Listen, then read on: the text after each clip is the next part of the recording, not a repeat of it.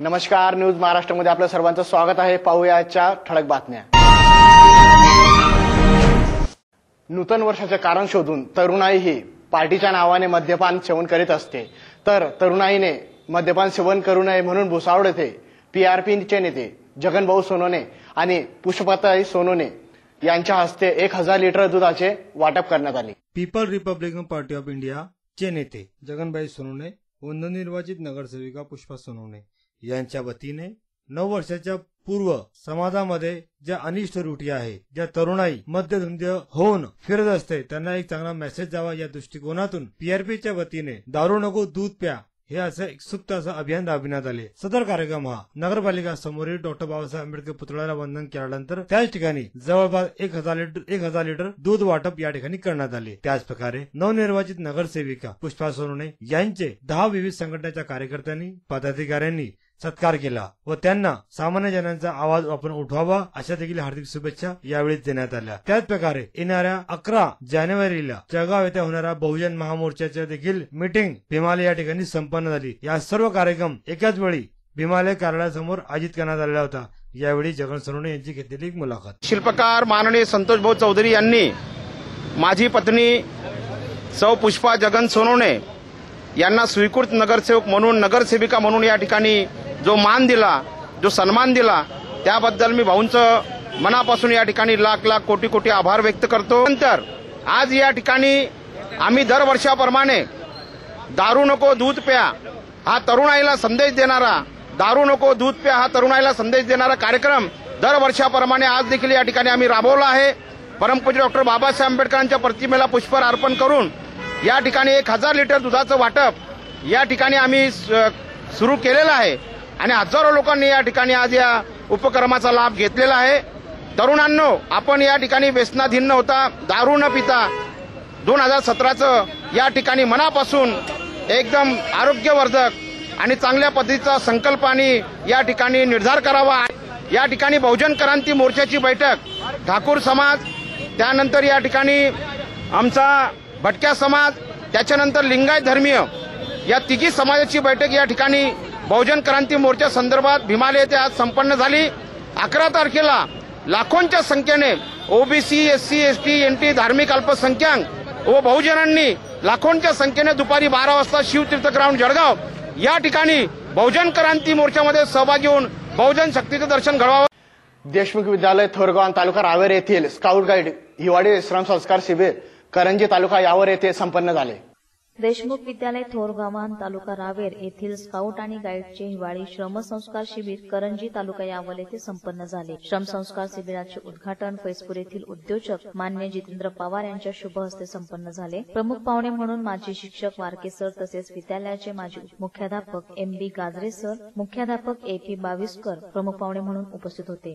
कार्यक्रमाचे प्रास्ताविक ग्रामपंचायत सदस्य सचिन झालटे यांनी केले। विद्यार्थ्यांनी ग्राम स्वच्छतेतून रस्ते, मंदिर तसेच शालेय परिसर स्वच्छ केला। शेकोटी कार्यक्रमातून बेटी बचाव, व्यसनमुक्ती, पर्यावरण संवर्धन, स्वच्छ भारत अभियान, अंधश्रद्धा निर्मूलन, राष्ट्रीय एकात्मता याबाबत नकला आणि गीतातून प्रबोधन, जागृतीपर संदेश गावकऱ्यांपर्यंत पोहोचवण्यात आला। श्रम संस्कार शिबिरामध्ये 103 स्काउट आणि 80 गाईड शिबिरार्थींनी सहभाग घेतला। दुसऱ्या दिवशी समारोप प्रसंगी सावदा येथील शेखर वानखेडे यांनी नैतिकतेबाबत विद्यार्थ्यांना कथाकथन केले। संस्था सदस्य प्रवीणदादा पाटील, SS वैष्णव उपस्थित होते। Scout master KP Chaudhari, SK Sapkale, YJ Kurkure, MK Patil, क्रीडा शिक्षक JA चौधरी, गाईड कॅप्टन व पर्यवेक्षिका मीरा चौधरी, JP चौधरी, NM चौधरी यांनी यावेळी अनमोल सहकार्य केले।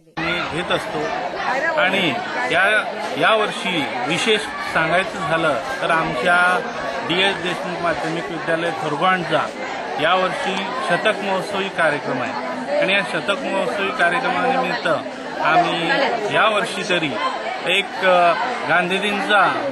महात्मा गांधींचा संदेश घेऊन खेड्याकडे चला हा संदेश घेऊन आम्ही हिवाळी शिबिर या करंजी गावी घेण्याचं ठरवलेलं आहे आणि या शिबिरानिमित्त आम्ही या आमच्या स्काउटच्या माध्यमातून विद्यार्थ्यांमध्ये चारित्र्य संवर्धन असेल, स्वयंशिस्त असेल, त्यानंतर वेगवेगळ्या नेतृत्वाचे गुण असतील याविषयी हे कौशल्य विकसित करण्याचा आम्ही आमच्या या स्काउटच्या माध्यमातून प्रयत्न करत असतो। हिवाळी म्हटलं म्हणजे प्रत्येक शाळेमध्ये या ठिकाणी स्काउट गाईडचा कार्यक्रम होत असतो. अशा ठिकाणी करंजी या गावामध्ये जिल्हा परिषद शाळेमध्ये या ठिकाणी असा स्काउट गाईडचा कार्यक्रम भरलेला आहे आणि शिक्षकांचा उत्स्फूर्त प्रतिसाद याने मिळत असतो. म्हणून मला सांगा किती विद्यार्थ्यांनी या ठिकाणी सहभाग घेत असतो? 105 विद्यार्थी या कॅम्पमध्ये शिबिरात सहभाग घेतात आणि त्याचबरोबर आम्ही विद्यार्थ्यांना एक शिस्त आणि नियम आणि जीवनामध्ये कसं वागावं याचं एक बहुमूल्य असं मार्गदर्शन यातून करतो. विद्यार्थ्यांना स्वयंपाकापासून तर घरातील कामे ही कशी करावीत आणि त्यांनी आपलं नैतिक चारित्र्य वगैरे कसं ठेवावं याबद्दल सुद्धा आम्ही त्यातूनच त्यांना शिकवून देत असतो. विद्यार्थी हा चांगला घडावा आणि उच्च असं आमच्या शाळेचं गावाचं आणि शिक्षकांचं नाव लौकिक करावं असंच हा विद्यार्थी किंवा विद्यार्थिनी आम्ही आमच्या शाळेतून घडवित असतो. मुली असतील त्यांना साधं राहता येत नाही पण या ठिकाणी स्वयंपाकाचं मार्गदर्शन केलं असतं. तर मला सांगा किती प्रोत्साहन आपल्याला या ठिकाणी विद्यार्थ्यांना असतं? आम्हाला समाजातील सर्व पालकांचा आणि सर्व समाजाचा आजपर्यंत भरपूर असा पाठिंबा मिळाला आहे. त्यामुळेच आमची शाळा शतक महोत्सवाला आज प्राप्त झालेली आहे. 100 वर्षामध्ये आम्ही अनेक असे कार्यक्रम विद्यार्थ्यापर्यंत पोहोचवतो आहे. जे सरकारी शासकीय नियमानुसार जे कार्यक्रम असतात त्या सर्व कार्यक्रमाची माहिती आम्ही विद्यार्थ्यांना देत असतो. आमचे सर्व शिक्षक, शिक्षकेतर कर्मचारी, पालक, समाज यांच्याशी संपर्क साधून विद्यार्थ्यांचा सर्वांगीण विकास करण्याचा आम्ही सर्वतोपरी प्रयत्न करीत असतो. स्काउट गाईडच्या संदर्भात जर विचार केला, मी शहरामध्ये शिकलेलो आहे, केना आठवले विद्यालयात शिकलो आहे. माझं स्काउट नव्हतं, माझं RSP होतं, पण तरीसुद्धा इतक्या जोमाने किंवा अशा पद्धतीने स्काउट त्या ठिकाणी काही राबवत नव्हते. म्हणजे असं तर मी माझ्या तिथे जिथपर्यंत शिकलो तिथपर्यंत असा कुठे ते शिबिर वगैरे काही झालं नाही. पण खेड्यामध्ये विद्यार्थी जे असतात गावातले ते त्यांना उत्सुकता असते. जे मुलं असतात काहीतरी विविध जर शिकायला मिळत असतील ते नक्की या ठिकाणी ग्रहण करण्याचं काम करत असतात. परंतु शहर भागामध्ये वातानुकूल अशी परिस्थिती नसल्यामुळे किंवा असं एक वातावरण स्थान नसल्यामुळे शहरातले मुलं हे शाळेमध्येच आपल्या ठिकाणी कुठेतरी स्काउट गाईडचं कार्य करत असतात. पण या छोट्या खाणी गावामध्ये की ज्या ठिकाणी बघू शकतो की शेतकऱ्यांची मुलं की आज शेतकरी आत्महत्या करतो आणि शेतकऱ्यांची मुलं सुद्धा आज ते छत त्यांचं उडून आले. परंतु ह्या शाळेमध्ये पाहिलं तर संपूर्ण विद्यार्थ्यांचा एकंदरी आपण म्हणतो की त्यांची संख्या या ठिकाणी आपल्याला उपस्थित दिसली आणि स्काउट गाईडच्या माध्यमातून विविध माध्यमातून या ठिकाणी त्यांना प्रबोधन देण्याचं काम या ठिकाणी केलं जात असतं. कॅमेरा योगेश कोळीसह विशाल सूर्यवंशी, न्यूज महाराष्ट्र. दिनांक 25 डिसेंबर रोजी बुलढाणा येथे संयोजक समितीच्या वतीने बहुजन क्रांती मोर्चाचे आयोजन करण्यात आले होते. त्या मोर्चामध्ये बहुजनांची लाखोच्या संख्येने उपस्थिती पाहायला मिळाली. 29 डिसेंबर रोजी बुलढाणा येथे संयोजक समितीच्या वतीने भव्य मोर्चाचे आयोजन करण्यात आले होते. या मोर्चाला लाखो संख्येने आंदोलक सहभागी झाले होते. एकच पर्व बहुजन सर्व या घोषणेने बुलढाण्यातील जयस्तंभ चौक दुमदुमून निघाले. बहुजन क्रांती मोर्चा निमित्त जिल्हाभरातून बहुजन SC, ST आणि OBC, कुणबी, माळी, तेली, बार, बलुतेदार, अल्पसंख्याक मोठ्या संख्येने एकत्र आले होते. विविध समाजातील मान्यवरांनी यावेळी बहुजन मोर्चाला संबोधित केले. परंतु या बहुजन क्रांती मोर्चात जिल्ह्यातील एकही लोकप्रतिनिधी उपस्थित नव्हता. आमदार, खासदार हे तर शहराबाहेर असल्याची माहिती मिळाली होती. मराठा क्रांती मोर्चात झाडून पुसून सर्व नेते आणि लोकप्रतिनिधी सामील झाले होते. मात्र बहुजन क्रांती मोर्चात काँग्रेसच्या जयश्रीताई शेळके सोडल्यानंतर शहरातील प्रतिष्ठित जिल्हास्तरीय नेत्यांनीही पाठ फिरवले असल्याचे दिसून आले.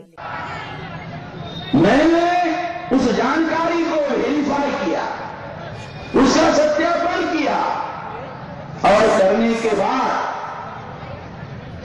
सभी महाराष्ट्र के साथियों की बातें सुनने के बाद हमने ये निर्णय लिया कि यदि संघ परिवार के लोगों के कहने पर अगर दलित मराठा लोगों के विरोध में मोर्चे निकालते हैं तो हमारे दलित समाज के लोग संघ परिवार के जाल में फंस जाएंगे और महाराष्ट्र में दलित वर्सेस मराठा और मराठा वर्सेस दलित का जाति युद्ध शुरू हो जाए.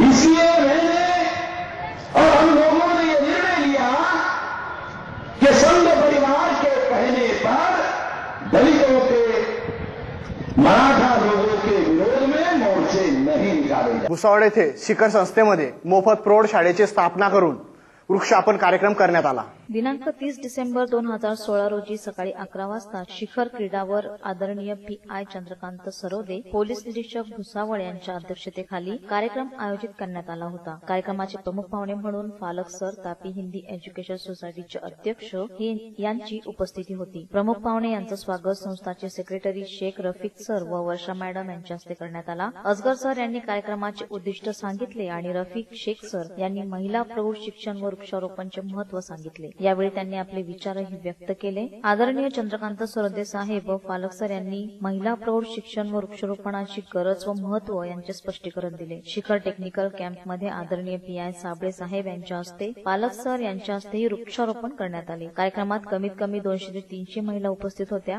2 शिखर इन्स्टिट्यूटचे विद्यार्थीही यावेळी उपस्थित होते. कार्यक्रम यशस्वी करण्यासाठी प्रिन्सिपल वर्षा मॅडम, सय्यद अली सर, संस्थाचे सचिव रफिक शेख, फिरोज खान, वसीम सय्यद, जावेद पटेल आदींनी परिश्रम घेतले. माँ और पिता को दोनों को अगर आज के दौर में अंग्रेजी का ध्यान अगर कम रहा तो उनका होमवर्क अपन नहीं कर पाते, क्योंकि अपने को आता नहीं है. हम एक स्कूल से बिलोंग करते हैं तो उसमें हुआ ऐसा कि बहुत सारे मराठी मीडियम के भी लड़के रहते थे, यानी मराठी जिनकी मातृभाषा है, तो उनके माता पिता वहाँ पे आते हैं, कहते हैं कि सर कोई अच्छी सी टीचर के पास हमें ट्यूशन लगाना है. क्यों?